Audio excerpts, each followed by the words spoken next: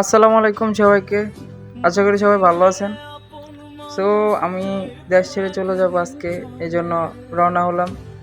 Flight সন্ধ্যায়। So রওনা হলাম ভাইয়ের সাথে, দেন চলে আসলাম এয়ারপোর্টে ভিতরে।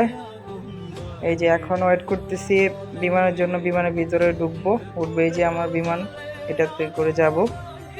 সবাই দোয়া করবেন। এই যে সবাই লাইন ধরে বিমানে উঠতেছে। এই যে অনেক বাঙালি ভাই আছে, বেশিরভাগ বাঙালি ভাইরাই একসাথে যাচ্ছি। এই যে আপনাদের বাইরের ভিউটা দেখালাম, এটাই আমাদের এয়ারপোর্ট। এখানে যত মায়া কষ্ট নিয়ে আসলে সবাই প্রবাসে পাড়ি দেয়। এই যে বাইরেটা এমন, বিমানগুলা দাঁড়ায় রয়েছে অনেকগুলা। এই বিমান করে আমরা যাব, এটাই করে আমরা যাব। আর এই যে বাংলাদেশ বিমান। তো চলুন ভিতরে যাওয়া যাক। ভিতরে যাওয়া সিট নিতে হবে, আবার খুঁজতে হবে। তো সবাই সাথে থাকুন। অনেক কষ্ট হয়েছে আসলে, সবাইকে ছেড়ে যাইতে কষ্টই হবেই, স্বাভাবিক। এই যে আমার টিকিটটা চেক করলো, দেন আমি ভিতরে ঢুকবো। এই যে বিমানের ভিতরের দিকটাই এমন হবে।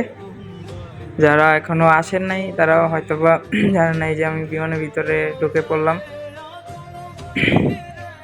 এখন সিট খুঁজবো, সিট খুঁজে তারপরে বসতে হবে।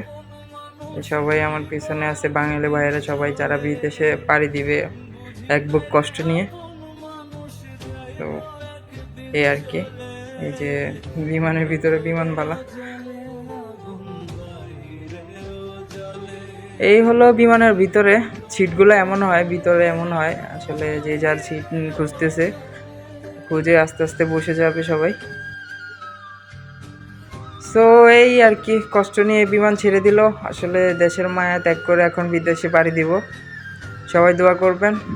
আসলে এই যে বিমানটা উপরে উঠে গেল, কষ্ট লাগতেছে আসলে পরিবারের জন্য অনেক বেশি। এই যে অনেক উপরে উঠলো, এখন আমরা অনেক উপরে আছি। জানি না কবে আবার দেশে ফিরে আসব। সবাই দোয়া করবেন। প্রবাসে আসলে পরিবারকে ভালো রাখার জন্যই সবাই যায়। অনেক কষ্ট, অনেক মায়া, অনেক ত্যাগ করে। যে অনেক উপরে আছি এখন। এই যে আমাদের ঢাকা সিটিটা এমন, রাতের বেলায় অনেক সুন্দর লাগতেছে আসলে। একটু পরে আসলে আমরা এই ঢাকার এরিয়া থেকে চলে যাব আমাদের গন্তব্যে। তো সবাই ভালো থাকবেন, দোয়া করবেন। আশা করি ভিডিওটা শেয়ার করে দিবেন ভালো লাগলে।